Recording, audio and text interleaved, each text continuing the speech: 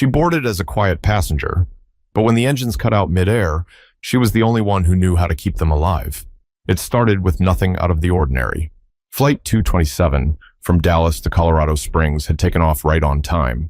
The air was clear and the ride was smooth at first.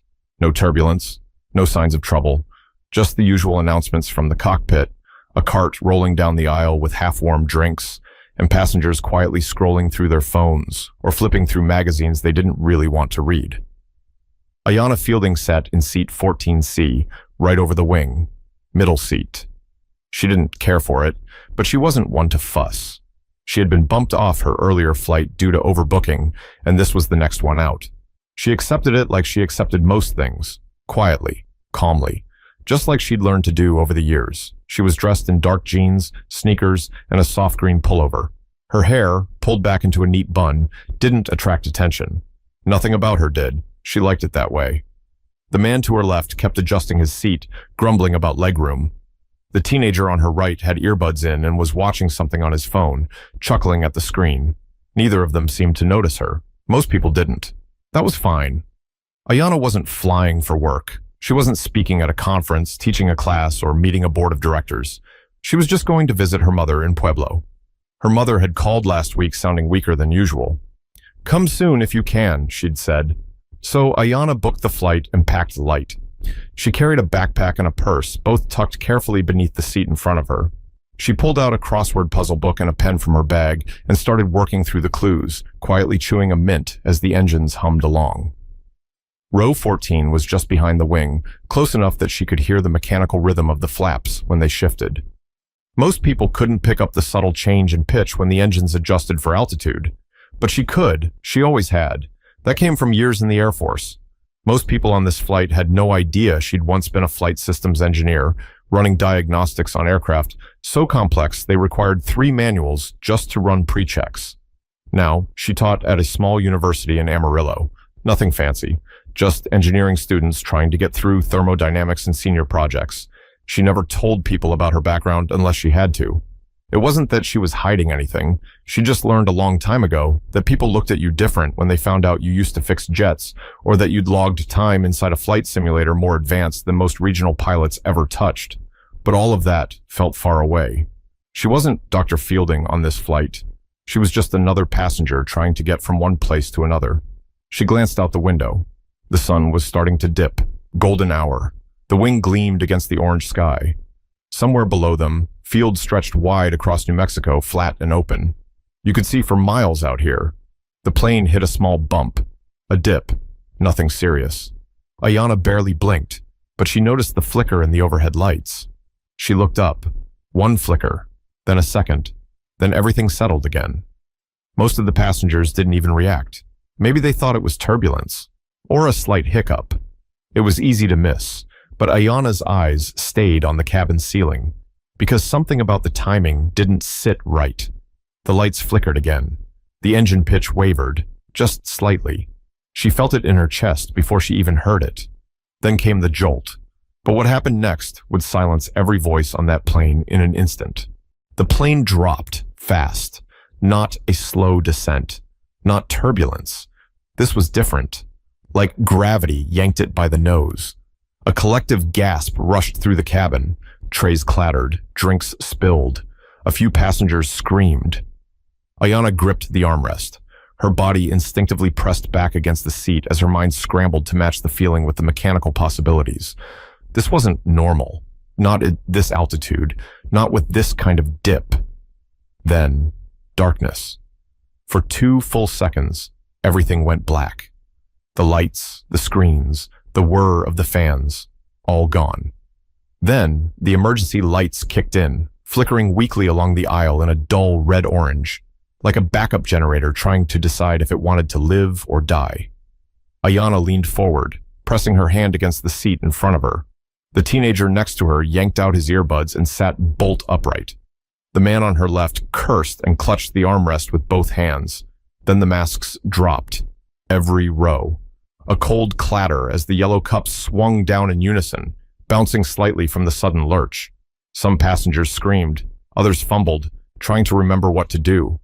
A woman across the aisle was already sobbing, hands shaking so badly she couldn't pull the elastic band over her head.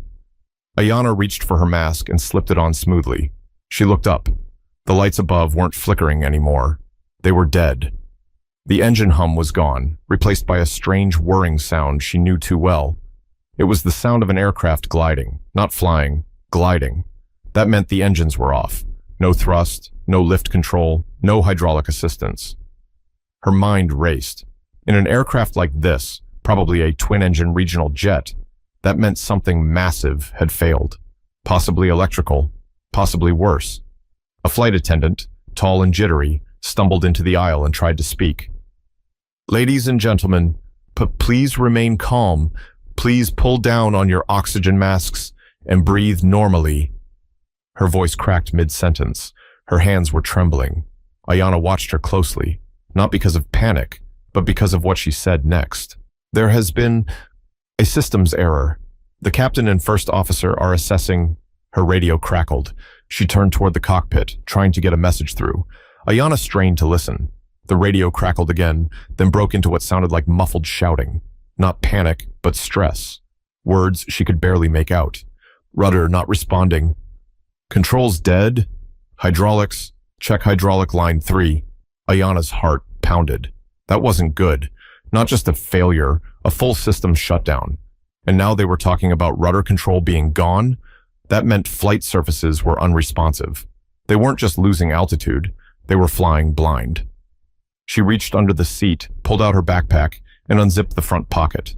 She pulled out a pen and small notepad. Her fingers started jotting down what she'd heard. She'd done this before, not on a commercial jet, but in war zones. In desert hangars where aircraft went up not knowing what they'd come back down as. The man beside her looked over, confused. What are you doing?" "Listening," she said simply. "To what?" "To the things they're not saying out loud." He blinked at her. She didn't offer more. She didn't have time. Her eyes scanned the overhead panel. She watched the flight attendant again as she received another garbled message. The attendant turned back toward the cabin and began moving up the aisle, trying to stay composed. But her face gave away the truth. She didn't know what to do next. Ayanna glanced down the aisle. Passengers were panicking. One woman was praying out loud. A man further back was on the phone, leaving what sounded like a goodbye message. A child somewhere near the back was screaming for her mom. The entire plane was in emotional freefall, and they hadn't even hit the ground. But Ayanna wasn't watching them anymore. She was watching the cockpit door, because it hadn't opened. And in this kind of failure, with this level of risk, the pilots should have made a cabin announcement by now. At the very least, reassured the passengers, but it had been radio silence, which meant either they were locked in damage control or they were in over their heads. But someone needed to speak up before the whole plane gave up. Ayanna unbuckled her seatbelt. The seatbelt sign was still lit, of course, but that didn't matter anymore. The plane wasn't bouncing. It was sinking, steady, like something heavy had given up trying to fly. Passengers gasped as she stood. "Ma'am, please, sit down," the flight attendant called out, already rushing toward her. "I need to speak to the captain," Ayanna said, firm but calm. We're handling it." "You're not," Ayanna interrupted. "If the rudder's unresponsive and the backup hydraulics aren't kicking in, they're losing surface control. If they're still gliding at this altitude, they've got about 10 minutes, maybe less, before they have to ditch or land somewhere. They won't have time to troubleshoot both." The attendant froze. Ayanna looked her in the eyes. Not angry, not scared, just clear. "I'm a former Air Force flight systems engineer. I used to teach emergency protocols for this exact type of multi-system failure. I know what's happening. I can help." The flight attendant stared for a moment, torn between protocol and the obvious. Then she nodded, just once, and turned toward the cockpit. The man in 14A leaned back, eyes wide. "Wait, are you serious?" Ayanna didn't answer him. Her eyes followed the attendant. The cockpit door cracked open after a tense 30 seconds. That was already too long. The attendant spoke to the captain, her voice low but fast. The door opened wider. The pilot stepped out halfway, eyes scanning the aisle like he wasn't even sure what he was looking for. "Which one is she?" The attendant pointed. Ayanna stepped forward. The pilot was younger than she expected, maybe late 30s, with tired eyes and sweat beading along his forehead. You said you worked flight systems? 15 years, Air Force. I've written training protocols for cascade failures like this. He blinked. What are you doing in coach? Ayanna gave a tight smile. Just trying to get home. He looked back toward the cockpit, then stepped aside. Come in. Inside, it was worse than she expected. The co-pilot had his headset half off, fiddling with switches that clearly weren't responding. One of the screens had gone black entirely. Another was showing erratic data. Altitude readings were jumping, and none of the manual control feedback was registering. Full power loss? Yeah, it started about 12 minutes ago. We lost redundancy across the hydraulic lines. Some kind of electrical surge tripped half the board. APU? She asked. Offline. Won't reset. Ayanna leaned over and examined the side panel. Did you check the secondary bus switch for bleed air override? The co-pilot looked at her like she'd spoken another language. We didn't, we were trying to restart through the backup generator, but the power loop's not responding. She nodded. That's why your rudder's gone. If the pressure valves are stuck open, you're bleeding off everything through line 3, and nothing's getting to the tail. She moved to the panel, careful not to touch anything without asking. May I? The captain hesitated, then nodded. Ayanna reached down and toggled 2 switches, then flicked a third one, then paused. Try your rudder pedals now, just a little pressure. The captain did. His eyebrows shot up. It's responding? Barely. It'll hold long enough to get you level, but you need to pick a landing site now. You're gliding, and you've got about 80 miles left in this airframe before gravity finishes the job. The co-pilot started checking altimeter data again. There's an old strip near Socorro, emergency use only, but it's listed. Ayanna nodded. That'll work. You'll need to do a long, wide loop to approach from the west. Keep the turn shallow. You don't have the yaw for anything sharp. The captain exhaled hard. You just saved this plane. Ayanna didn't answer. She didn't need to. Outside the cockpit, the passengers were still scared, still confused, still clinging to armrests and prayer. They had no idea the woman in row 14C had just corrected a flight path the pilots didn't even know how to fix. But saving the plane was only the beginning. The real test was getting it on the ground. Ayanna stayed in the cockpit, standing just behind the captain and co-pilot. The door was now locked again per protocol. The air felt warmer in here. Stale. Tense. Socorro airstrip is 70 miles out, the co-pilot said. We're at 28,000 feet and falling steady. If we can hold glide speed... We won't, Ayanna interrupted gently. You've lost both thrust and hydraulic boost. You'll bleed speed trying to angle in. You've got maybe 60 miles. Less if that crosswind picks up. The pilot glanced at her. You're thinking we dump weight? Too late for that. You can't get the landing gear doors open manually without bleed pressure, and gravity drop might only unlock one side. If one wheel's loose and the other isn't, you'll spin out. So, belly landing? He asked, voice low. She nodded once. You won't have a better option. The pilot leaned back, processing. The co-pilot turned to her. Why do you know all this? Ayanna offered a brief smile. Because I used to run failure simulations just like this. Only we didn't have 147 people sitting behind us when we made a mistake. The captain looked down at the controls. What would you do if you were in my seat? I'd stay off the radios, she said. You don't need the FAA trying to walk you through something they've only read about in a training binder. Focus on the glide path. Start a slow descent now. No sudden drops. The co-pilot started adjusting trim settings. We're going to have to go in blind on elevation. That old airstrip doesn't have approach lighting. Ayanna grabbed the small flashlight from the side panel and aimed it at the printed terrain map. You've got hills on the west and a flat field just beyond the strip. Aim long. If you overshoot, you're still alive. The captain stared at the map. Then he turned toward the cockpit phone and lifted the receiver. This is the captain speaking. I need your attention. His voice cracked through the plane's PA system. Behind the door, they could hear murmuring and shuffling as passengers froze to listen. We've experienced a system-wide power failure. We are currently gliding toward a backup airstrip in New Mexico. The situation is under control. Please stay seated and keep your oxygen masks on. I need everyone to remain calm.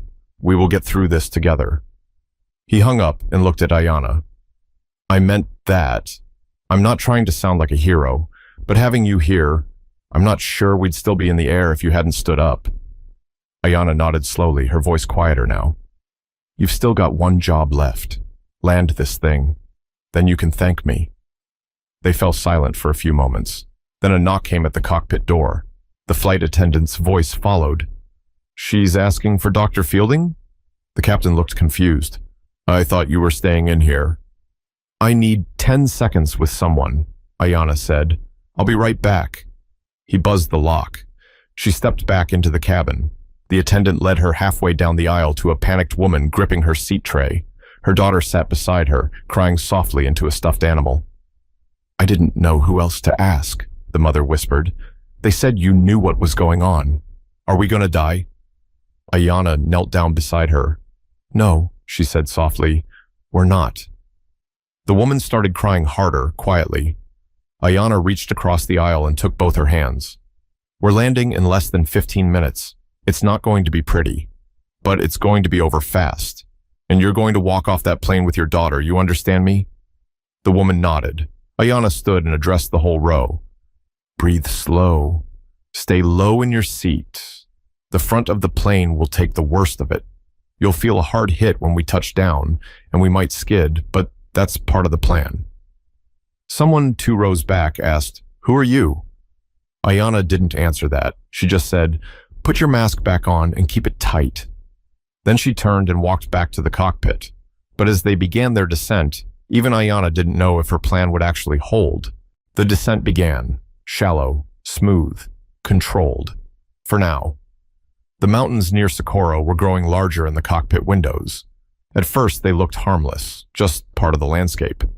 But as the plane sank lower and the horizon tilted ever so slightly, those same peaks started to feel much closer than they had any right to be. Airspeed's dropping faster than we thought, the co-pilot muttered, tapping on a screen that didn't respond. I'm getting unreliable data. Ayanna leaned over. You're gliding without thrust or gear. You're flying dead weight with people in it. Forget the screen. Feel the stick. The captain adjusted slowly, hands firm but deliberate. His knuckles were white. Ayanna tapped the terrain map again. Remember, come in from the west. You've got a strip of flat land on the far side. If you drop too soon, you'll clip that ridge. If you wait too long, you'll overshoot the runway. The co-pilot nodded but looked worried. We overshoot, we die. If we undershoot, we die slower. Ayanna didn't blink. Then don't miss. Out in the cabin, the mood had shifted from panic to frozen silence. Everyone knew they were low. You didn't need to be a pilot to feel the pressure building in your ears, or to see the dirt roads and water tanks getting closer through the windows. A little girl somewhere up front was whispering the same phrase over and over. No one hushed her. It was something like a prayer. Maybe it was one. Back in the cockpit, Ayanna saw something that made her stomach tighten. A red light flashing beneath the secondary panel. Fuel vapor pressure, she said aloud. You've got fumes building in the left wing. That's from the residual suction near the shutoff valves. If that leaks during landing, it could ignite. The captain cursed under his breath. Ayanna pointed. You need to keep the left wing up on touchdown, tilt slightly, come in on the right. But we'll tip. I know. He paused. How sure are you? She met his eyes. I'm not. But I've read 6 crash reports where they didn't try. Every one of them ended the same. The plane dipped slightly, then straightened. The co-pilot reached for the landing gear control. We're coming in. Ayanna held her breath. He pulled the lever. Nothing. Manual release? Already tried. Ayanna shook her head. Don't force it. We go belly down. The ground was rising now, fast. Throttle? Dead. Flaps? No response. Ayanna looked out the front window and pointed. There, that stretch, just beyond the marker poles. Aim there. The captain locked his focus. The plane slid forward like a bird with broken wings. It wasn't flying. It was falling with grace, and then impact. The front of the fuselage hit hard, dragging against dirt and gravel and uneven patches of land. Sparks flew up from beneath them. Ayanna felt the plane twist slightly to the left. The right side dug in. The tail started to spin. Inside, passengers screamed. Seatbelts strained. A few oxygen masks snapped off their hooks. Something in the rear cabin broke loose and slammed into the aisle wall. Ayanna reached for the side wall and braced. The captain fought the yoke. The nose bucked once, the tail swung again, and then silence. They were still. Dust filled the cockpit. Nobody moved for a moment. Then the co-pilot said shakily, Are we... Ayanna pressed a hand to her chest. Her heart was pounding. She turned and opened the cockpit door. The cabin behind her was pure chaos. Oxygen masks dangling, people sobbing, others sitting in complete shock. But they were alive. Every single one of them. She stepped out and raised her voice. We're down. You're okay. But we need to evacuate. Stay calm. Follow crew instructions. A few people clapped. Others just stared. A little boy near the back threw up into a paper bag. Ayanna turned back to the cockpit. We need to start the emergency release hatches. I can help. The pilot stared at her like he couldn't believe she was still standing. You just landed this plane, he whispered. No, Ayanna said. You did. I just reminded you how. But walking away from this wreckage was going to leave a mark deeper than any scar. Smoke hissed from the left wing.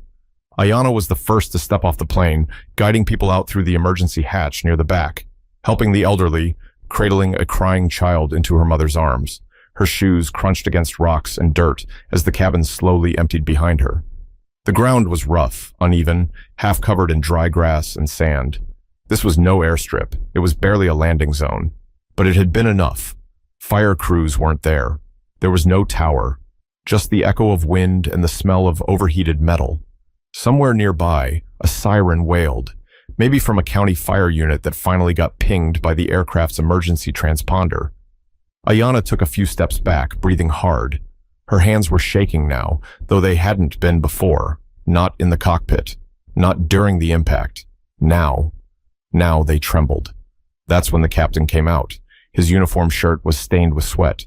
His left sleeve had torn near the elbow, but he looked straight at her. You didn't just help us, he said. You gave us a shot when we didn't know what to do. Ayanna didn't say anything. She didn't want applause. She didn't want a medal. She hadn't done this for praise. He stepped closer, lowering his voice. If you hadn't stood up, if you'd stayed quiet, we'd be dead. She looked over at the passengers gathering in small clumps, hugging each other, sobbing into phones. One woman sat cross-legged in the dirt, holding her child like she was afraid to let go. I wasn't supposed to be on this flight, Ayanna murmured. They bumped me off the earlier one. The captain smiled faintly. I think someone bumped you here for a reason. Ayanna looked up as the first fire truck bounced its way toward them over the dirt road. Behind it came an ambulance and a dusty sheriff's cruiser.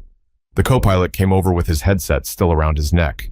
News crews are already on it. FAA's been alerted. They're going to want a full report. Let them write whatever they want, Ayanna said. Just make sure they spell my name right if they insist on putting me in the papers. He chuckled. Dr. Ayanna Fielding. They'll remember. By the time the buses arrived to transport the passengers to a community center nearby, Ayanna had faded into the background. She didn't pose for any photos. She didn't give a speech. But as she climbed onto the bus, a woman grabbed her hand. It was the same mother from the cabin, the one who couldn't get her mask on. Her daughter clung to her leg. I didn't know who you were, the woman whispered. I didn't know you were the one saving us. Ayanna nodded slowly. You didn't need to. You just needed to believe we'd land. The woman looked like she wanted to say more, but Ayanna gently squeezed her hand and kept walking. The bus was quiet as it pulled away. People were exhausted, numb.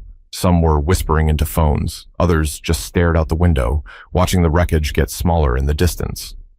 Ayanna sat in the third row. She leaned her head against the glass and finally exhaled. 12 hours ago, she was just flying to see her mother. Now she was the reason 147 people were still breathing. The man who had been sitting beside her, 14A, walked down the aisle and stopped at her row. I owe you an apology, he said. Back when you stood up, I thought you were crazy. She looked at him. I don't blame you. I think I'm going to go back to school, he said suddenly. Learn something real. I'm tired of sitting around pretending I know things when people like you actually do. She smiled gently. Then it was worth it. The rest of the ride was silent. No one played music. No one laughed. But there was a strange peace in that silence. Like everyone had agreed that life just felt different now. And maybe they wouldn't forget this. Not tomorrow, not ever. But even after they got home, what Ayanna had done would ripple into lives far beyond that runway. It made the news. Of course it did. Unbelievable heroism on Flight 227. Professor steps in, saves doomed plane. Passenger with military background prevents catastrophe. Every headline had a different angle. Some got the details right. Most didn't. They showed grainy footage of the wrecked plane surrounded by dirt, emergency crews, and passengers wrapped in silver blankets. Some outlets called it a miracle. Others turned it into a debate about pilot training and system failures. But one thing kept showing up. Her name. Dr. Ayanna Fielding. Reporters camped outside the university in Amarillo where she taught. Students started referring to her office as Mission Control. Her email overflowed with messages, some grateful, some curious, some just strange. She answered none of them. Ayanna didn't want to be famous. She didn't even want to be interviewed. She just wanted to get back to her mother. And she did. 2 days later, after renting a car and driving quietly through southern Colorado, Ayanna knocked on her mother's door in Pueblo. Her mother opened it slowly, already on her walker, already waiting. "Was that you I saw on the news?" she asked, voice raspy. Ayanna smiled. "Yeah." Her mother shook her head. "You always were too smart to sit in silence." They sat at the kitchen table, drank tea, watched the rain tap softly against the windows. And for the first time in years, Ayanna allowed herself to feel what she hadn't let come through on that plane. Fear. Not panic, not the chaos of passengers screaming, but the heavy, slow fear of being responsible for lives you may not save. "I wasn't sure," she whispered. "I wasn't sure we'd make it." Her mother reached out and placed a hand over hers. "Doesn't matter," she said. "You stood up anyway." That night, Ayanna lay on the couch, staring at the ceiling, listening to the old radiator hum through the walls. No headlines, no buzzing phones. Just quiet. The kind that comes after the storm. 3 weeks later, she returned to work. Her students stood when she entered the room. She waved them off. "Sit down." She said. "We've got work to do." One of the students raised a hand. "Professor Fielding, is it true you landed a plane?" She didn't smile. She didn't joke. She just nodded. "Yeah. And I'm here to teach you how not to ever be in that situation." They listened differently now, not because she was a hero, but because they saw what experience really looked like, what quiet strength meant. And maybe that was the real story. Ayanna didn't save the plane because she wanted credit. She didn't stand up to prove anything. She did it because she saw something broken, and she knew how to fix it. In the months that followed, a few passengers reached out. One sent her a photo of their family at Christmas, writing, "We made it because you didn't wait for permission." A little girl mailed her a drawing, a woman with wings standing at the front of a plane, smiling. She hung it in her office, right above her desk. Not for anyone else, just as a reminder. Because sometimes the person you ignore, the one you don't thank, don't notice, don't even really see, that's the one who'll save your life. Ayanna Fielding didn't look like a pilot. She wasn't wearing a badge. She didn't speak first. But she knew what to do when nobody else did, and she stood up anyway. If this story taught you something, remember this. Sometimes leadership doesn't sound like shouting. Sometimes courage looks like standing up when nobody's asking you to. So when it's your moment, don't wait for permission. Do the right thing.